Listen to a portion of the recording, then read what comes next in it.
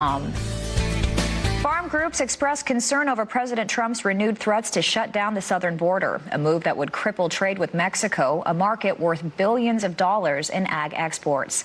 Joining us now is American Farm Bureau economist Veronica Nigh. Thanks so much for joining us, Veronica. So what are your biggest concerns over this potential shutdown?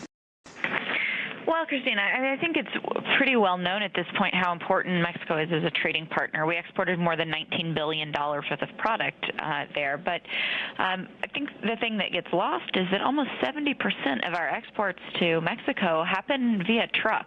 So if we're talking about shutting down the border, the vast majority of particularly value-add products in the United States are going to try to have to find a new home for the product or a new way to get to the Mexican market. It's also going to have a big impact potentially on imports as well for avocados, which we have a shortage of right now. How is that going to impact imports coming through? Because if it's blocked, like you talk about, trucks can't get in or out. Well, I think grocery stores, like everyone else, has gotten used to just-in-time inventory, which means they don't keep anything in storage. They're counting on those daily shipments. So if you're looking at no shipments on a day-to-day basis, certainly it's going to drive up the prices in grocery stores for those items like avocados and frankly beer. We import a lot of beer from Mexico, and as we're closing in on Cinco de Mayo, I think there's a lot of parties that could really be hampered by a lack of border activity. Absolutely. Let's talk about exports now, shifting gears back to exports. How big of a setback would this be for our producers? How vital is this market?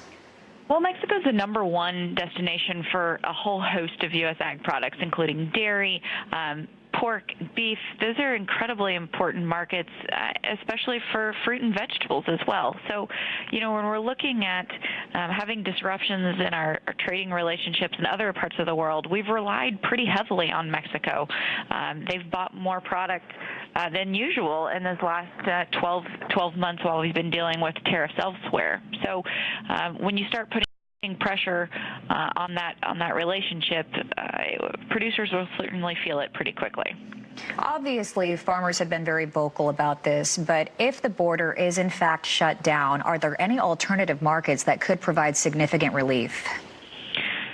Well, there's always somebody out there who's willing to buy a product on a discount. But what we've seen, in the last year is that while our volumes of shipments continue to be pretty high, our farmers and ranchers are taking pretty significant price declines in order to move that product. So you add an additional constraint to the Mexican market, and we'd expect that to be felt pretty quickly, especially for those products that rely heavily on the Mexican market.